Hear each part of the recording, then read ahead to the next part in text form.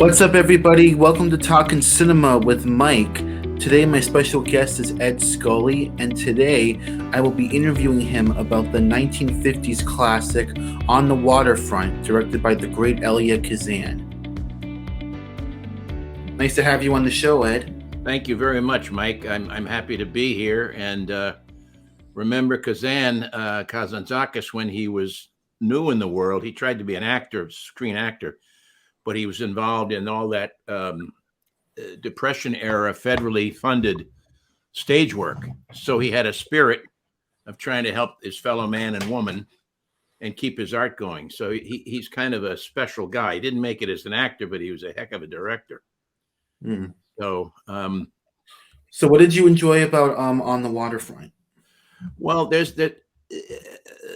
The thing about it is that it's filled with ugly people, except for Eva Marie Saint. Is that her name?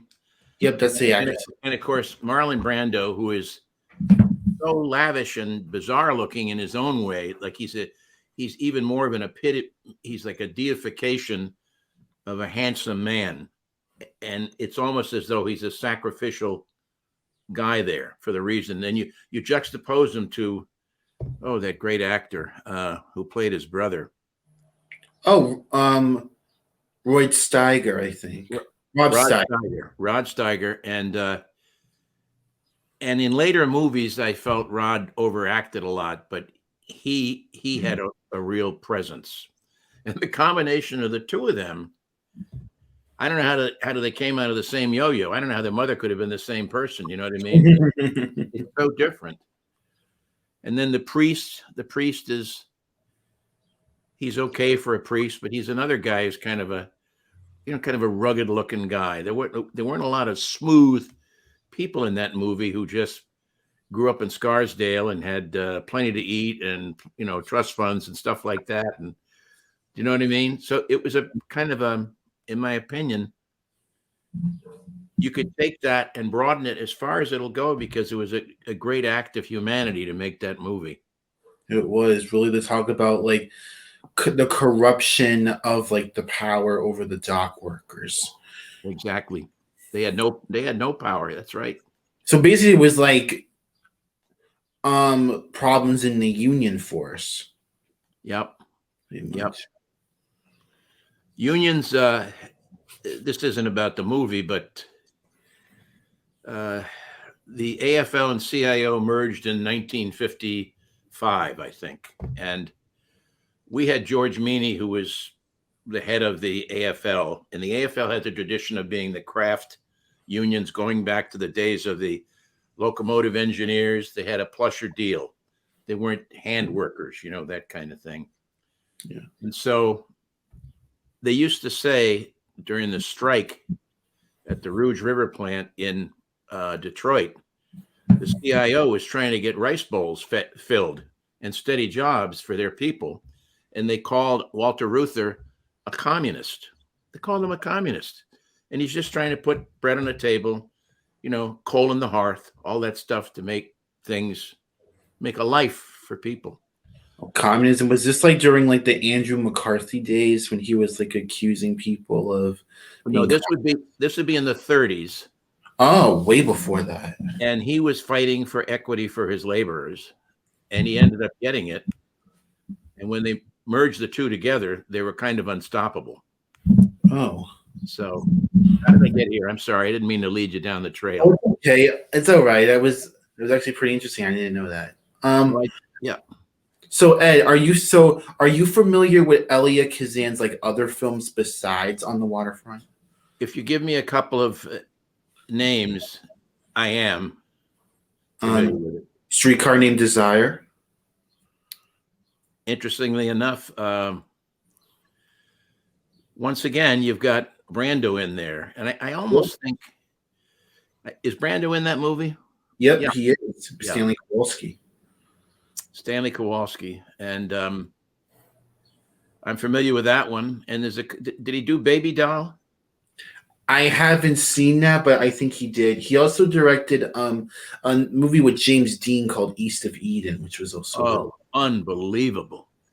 Like, Unbelievable so movie. this poor boy, he's just like lost, and he's just trying to get his father's approval, and he just casts him aside and focuses on the older brother. And then he tries like to start his own business, but it's like his father tells him it's like something illegal, and he just completely like just dismisses him, not Well, even acknowledging him. his style of acting was so gooey. And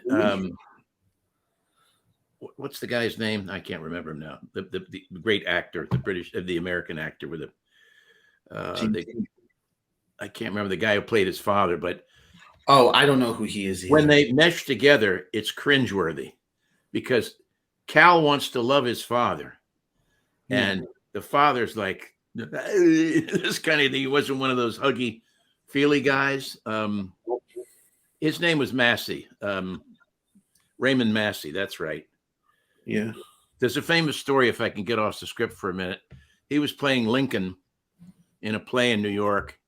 And it was very emotional. As Lincoln's getting ready to leave on the end of the train to go on his trip to, fame and glory and all that kind of stuff, everybody's saying, goodbye, Abe, goodbye. And one actor goes, goodbye, Mr. Massey. Because he got so overwhelmed by now we're off movies now, and Raymond Massey is, you see the repugnance when Cal tries to, get to him and all that stuff. Yeah. It's another great movie. I mean, a great, great movie, I think. And it's not until the very end when his father gets sick and he finally acknowledges him as his son. That's a good thing. That's a good thing. Another great movie Elia Kazan made that my grandfather actually showed me was called Gentleman's Agreement with Gregory Peck. Yep, that's right. That was about anti-Semitism. Yeah, anti-Semitism. That's right. And Gentleman's Agreement. Yeah, so much comes to mind when I think about the movie. Had to do with hotels and not being able to stay in hotels. And I don't know what the narrative line was about it, but that was a way of life in those days. A way of life. Well, he was pretending to be Jewish so he can learn about the anti-Semitism. Yep. Well, there's anti-Semitism. There was anti-Semitism even in the. Should we talk about other things or just the anti-Semitism? In 1830, there was trouble in Germany. Germany hadn't been made Germany yet. It was a bunch of states, but it was still a very, very advanced society. Yeah. And you had German Jews who had businesses, who had science. You had Roman Catholics. You had Lutherans. You had some other kind. And they all came over between 1830 and 1848. Oh. However, in Russia, you had starving Jews that were being murdered by the Cossacks. You had a real vicious way of treating people. And when they came to the U.S., the word kike actually comes from the ski on the end of their names. Oh. Kromsky, Polsky, those things. So in other words, they were looked down on by their own religious confreres to a degree. So it takes time, and you see how things mitigate and change. But I mean, that was I don't know anybody who can sit through Fiddler and not be bawling their eyes out. So I've seen the movie. My family is my mom's side of the family is Jewish, so my family loves Fiddler on the Roof. The first time I watched it, my mom was kind of annoyed by it because she grew up with my grandparents playing the soundtrack all the time. I mean, I still love the movie though. I thought the songs were really good. Oh, it's an amazing movie. It's yeah. And once again, another universal thing. And the closer he's got dirty clothes and a silly hat, but the more they hear the story, the more you go back in your own time. Yeah. And you can find people struggling to fill their ice bowls, So yeah, that's those are some great flicks, I must say. Yeah. And, so go ahead. On the waterfront, what do you feel like? Do you feel like it's a movie that stands the test of time, a movie that's still relevant to today? Well, if you look at what's going on in the world, we're going through in this country, we're going through a whole false news thing and cults and, what are the things they call, what do they call Conspiracy. it? Conspiracy theories and all that kind of stuff. And that's all brought about by, in my opinion, brought about by social media and groups collating into little cells and thinking they have something of value to say when really they don't know shit. You know what I mean? They should just read the newspapers. So I think it goes today. It goes today because it talks about empowering people. It talks about family disappointments. Maybe like standing up to do what's right. Yes, very much so. Very Because much. Marlon Brando's character, before the events of the film, he was like what's the word? Like kind of like he was a boxer, an amateur boxer, and Lee J. Cobb's character Johnny Friendly like basically told him not to fight, and he refused. I think it was being involved with money. I think, and then he just becomes a dock worker working basically for him, working for the mob. Did we talk about, by inaction working for the mob, did we talk about, Tammy Moriello? Who's Tammy Moriello? Tammy Moriello, Tony, Two-Ton Tony, whatever. They're in that movie. They were the kind of boxers that were, they take a fall if they were told to. Tammy Moriello was Moriello's brother. Moriello was a guy I know who grew up. I know a guy who grew up in that milieu and knew the Moriellos. And I said, "How are your parents?" He said, "They were pretty good. They fed me." That's what he said to me. But he got out of it. He went to CCNY, which was the college that all the city kids went to, which was free college in those days. So he got out of that. But if you look at that movie, there's Two-Ton Tony Galento, and who Joe Louis said was the toughest man he ever fought. But after Joe Louis decided to take his face apart, then Tony fell apart. And then there was Tammy Moriello too. And these guys would go out and get dolls and drink the day before their matches. That's how tough. That doesn't help. No, I mean, you're breaking training. Come on now. Do you want to be a fighter, or you want to be a Bellavadier with all these foods? You know what I mean? If you have a fight the next day, like if you go out the night before and drink and spend time with girls and eat like burgers and pizza, you're basically like getting yourself ready to get beaten and humiliated in the ring the next day. And these girls were for hire. It wasn't like, "Oh, Millicent, your hair is so pretty today. Where did you get that ribbon?" It was just right to the gang, go bing, bing, bing. You know what I mean? So he would totally enervate himself. And I remember when I looked up the thing after I spoke with you, I saw those names. I said, "My God, they actually cast these guys." And there were two really bad guys. And the father or the brother of Tammy Moriello was made it all the way to the end of his life and died a natural death. And Tammy Moriello's brother, was it Arthur maybe? I can't remember his name. My friend actually knew the story from which The Bronx Tale was written by Chad Palminteri. Did you ever see The Bronx Tale? Oh yeah, it was a movie that came in the 90s about like mob life, and before it was a movie, it was a one-man play starring Chaz Palminteri. So he did his one-man play before he made a movie about it, and he had Robert De Niro star in it, and Robert De Niro also directed the movie as well. It's let's see, to recall what I know about it. Arthur Moriello, if that's his first name, there was a young guy coming up, and he was bidding for status in Moriello's group. And eventually Moriello set him up against something that he couldn't handle. And that's how he got killed. Oh, wow. And he shouldn't have worked for Moriello, and he shouldn't have thought that Moriello cared for him and wanted to insert him into a position of trust. Now, my friend's name is Sal Manfrey. I call him Ice Pick Sal Manfrey. When he went to, should I continue on this? Okay. When he went to CCNY, they said, "Now listen, the brothers are going to try and steal your books." Because even in those days, in the 50s, The books were very expensive. So he says, I'm going to show you a trick. You wear your outfit here. You take an ice pick, put a little bit of a wrapping around your arm here. If one of them grabs you, you wheel away from your jacket. You take out the ice pick.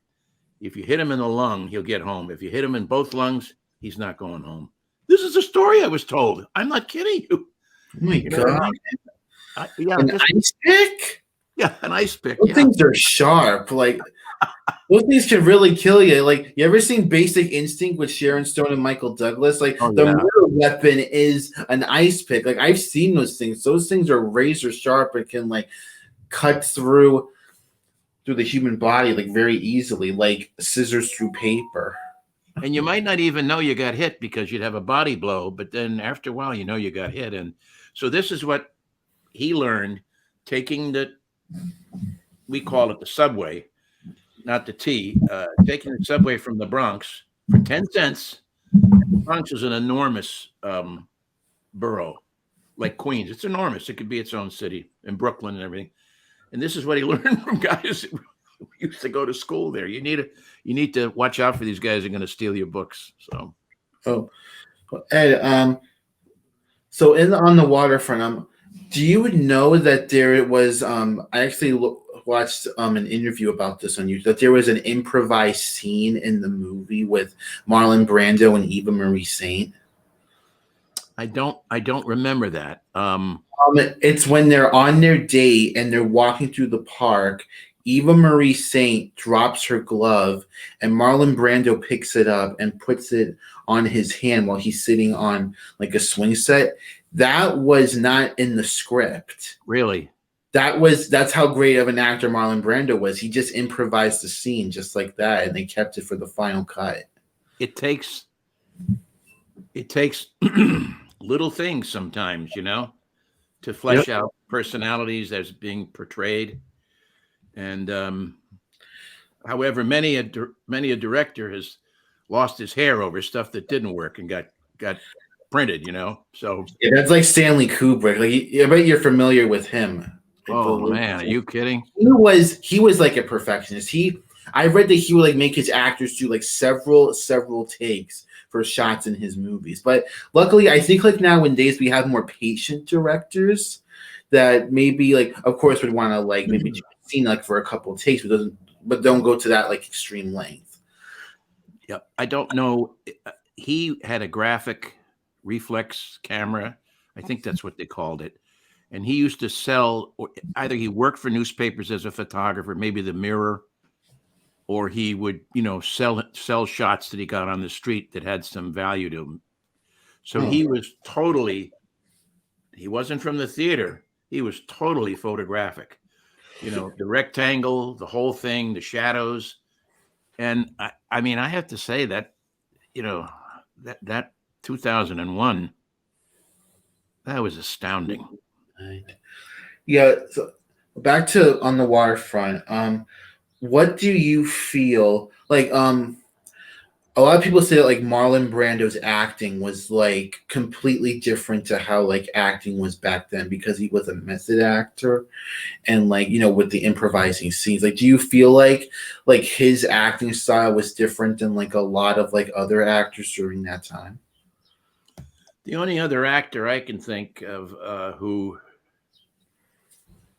could portray great intensity, John somebody, I forget his name. He died in the 50s. But Marlon Brando had that thing about mumbling or something. He mumbled something. That's what the people said. I didn't have an affinity for him because I thought he was too out of this world. Do you know what I mean? He seemed like he might have been an angel who dropped down or something like that. Oh. He had this roundish face with nice characteristics, but I guess I accepted him when I saw the movie. But for me, the movie is more about the whole big thing. When he talks to his brother, I could have been a contender and all that kind of stuff. And classic scene.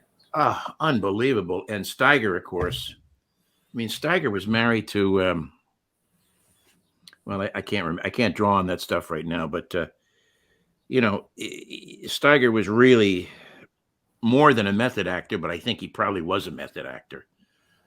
I mean, if I was in that business, I never would have gone to the actor's studio because I couldn't stand some of the stuff I saw in there. It's too precious. You know what I mean? But maybe it's right for different kinds of movies where you're trying to tell stories, like Stella, Stella, Stella. You know that movie. He had what was her name? Lee, Vivian Lee, Vivian Streetcar. Lee, Yeah. Vivian Lee. That's right. And yeah, I mean, I just find him to be almost a little too much for me to accept, and it's probably because my mind was colored by what critics said. But he took place in some great movies. Reflections in a Golden Eye. I mean, he won the Best Actor Oscar for On the Waterfront. Did he really? My God, you know. Well, On the Waterfront won Best Picture of 1954. It won like 8 Oscars. It was that big of a hit. Yeah, well, I think of the Hudson. The Hudson's a gray river, and the great Hudson was portrayed there, and the gray place the ships landed and all that stuff, and the stevedores, the work they had to do. I know a guy who said it gets so cold sometimes they must have not had gloves. They'd pee on their hands to get the hot temperature to loosen up their hands. So it's kind of hard if you don't have gloves and you got to be a stevedore. Then they had bailing hooks, all that stuff. I guess I'm a mooch for black and white movies. Hey guys, you want to be able to see that new movie on time? Well, now you can thanks to Nike shoes. These special sneakers will help you be able to get to the theater as fast as lightning and make sure you don't miss a single second of it. Order now. Do you feel like movies are better in black and white than in color? I would say there's an old expression from the printing business. Everybody knows what a ham sandwich should look like. Well, everybody doesn't know. Everybody's got a different picture. But a ham sandwich in black and white, there it is, Mr. Ham, Mr. Sandwich, right in front of you. No duplicity, no attempt to refine the image, so to speak. So I guess it cuts. Of course, it was a time when I watched movies. I was born in 44, so I started watching movies in 51, 52, 53. High Noon still sticks in my head. Of course, if you're going to do Ben-Hur, you better do it in color. Yeah, I've seen that. And I mean, yeah, you had to have Ben-Hur in color because it was just such an epic movie. So I think that the mind is freer to roam in a black and white movie and freer to pick out the substances. You know what I mean? Because costumes aren't so important. It's not an opera, that sort of thing. The story, the personal feeling is that the narrative is easier to affect in black and white. Yeah, like Ed, like there are still movies today being made in black and white because sometimes it helps like people. I think directors use black and white to kind of like go with the storytelling. Like I think like the black and white kind of helps. Like if like in this movie there's like desperate times going on or whatnot. Yeah. Like last year there was a movie that was nominated for Best Picture at the Oscars. It came out in black and white. It was called Belfast. I haven't seen it because I'm weary of the story of Belfast and all that stuff, and I don't want to drink the broth, that comes from that cup. But Belfast should be a black and white movie. You know what I mean? The weather sucks over there, right? It's always cloudy. What better milieu for a black and white picture? There's more for the brain to eat in a black and white picture than there is in color, I think. And I don't want to say my teacher used to say I'm too didactic, but my personal belief is that. I mean, can you imagine making On the Waterfront in color? I can't. I can't either, and I can't either. I'm trying to think. Did Kubrick make black and white movies? Who? Stanley Kubrick. Yes, actually, Dr. Strangelove was in black and white. Wonderful, unbelievable movie. Yeah, Dr. Strangelove, Paths of Glory. That was unbelievable movie. Unbelievable movie. Paths of Glory. That's right. That's right. They had a little side story that Henri Pétain was the general who saved the French army in that war because they were just sending people up and they were getting massacred. So he Oh, said, I need 4 million bottles of wine. I need 400,000 beds. And you do 3 weeks on the line. You go back to your home area and you rest for a week. Now, of yeah. course, he got involved. He was there when the Nazis came in. So he got, he played a bad part in that. But no, that movie, once again, another great, dirt, mud, the blood you can fake. You know what I mean? But True. dirt and mud and sky. I'm getting goosebumps as I talk this through with you because it's so incredible what they do with that medium. So it's amazing. So, and on the waterfront, do you feel like what's the scene from the movie that really stands out to you? Like when you watch The it? scene in the back of the car between Steiger and his brother. And then the shaping up in the morning where Johnny Friendly comes out. And by the way, before it was a movie, it must have been a screenplay. And before it was a screenplay, it might have been a book. And that's how my brother, Mike Scully, tells me that was his real name, not his street name, Johnny Friendly. But Yeah, yeah, it I sounds mean, more like a street name. yep. His So, gangster name. and the sky plays a big part in that too, if I remember right. The sky. The sky, these shots are all the sky there. There's some inside shots, but a lot of it is outside in the elements.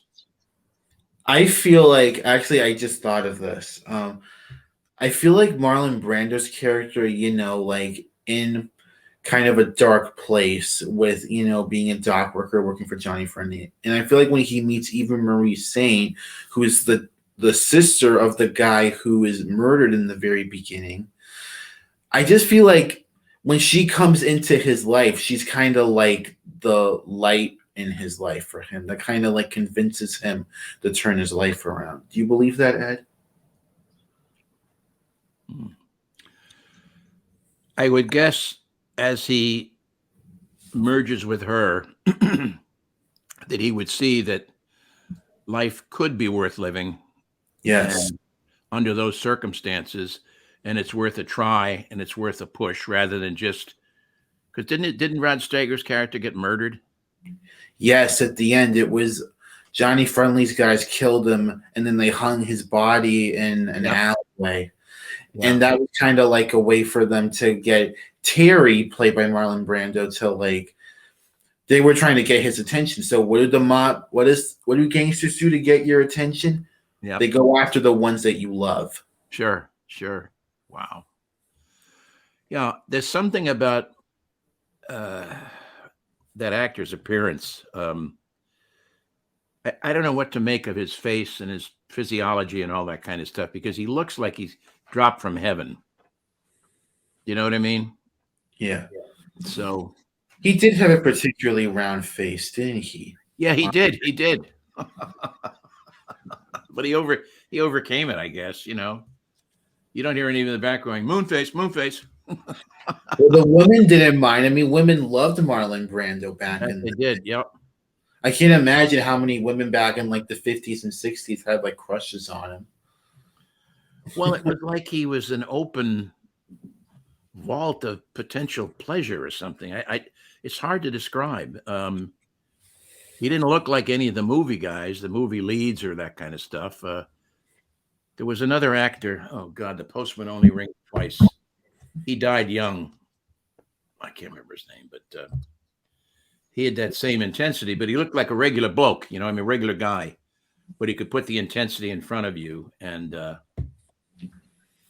wish I could remember his name. Now I know a guy who had him as his gym teacher, or his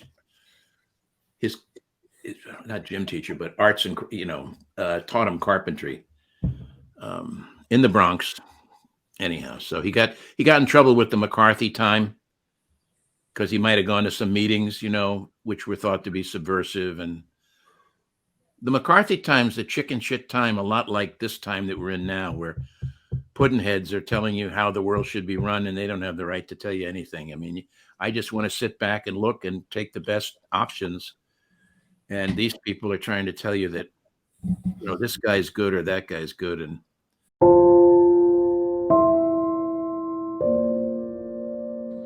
The Ukraine has been under severe devastation for quite some time. People are losing their homes and going hungry, and we need to help put a stop to it. Log on to donate.amnestyusa.org and donate now in order to help those people get through this difficult time. Thank you.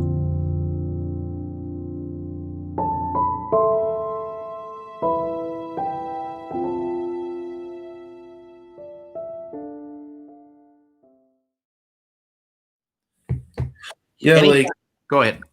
I wonder if there's still mob controlled areas to this day, companies and organizations that secretly associate with them. This, it was in the movie, it still is relevant today in 2023. Well, that kind of undesirable attention is around all the time.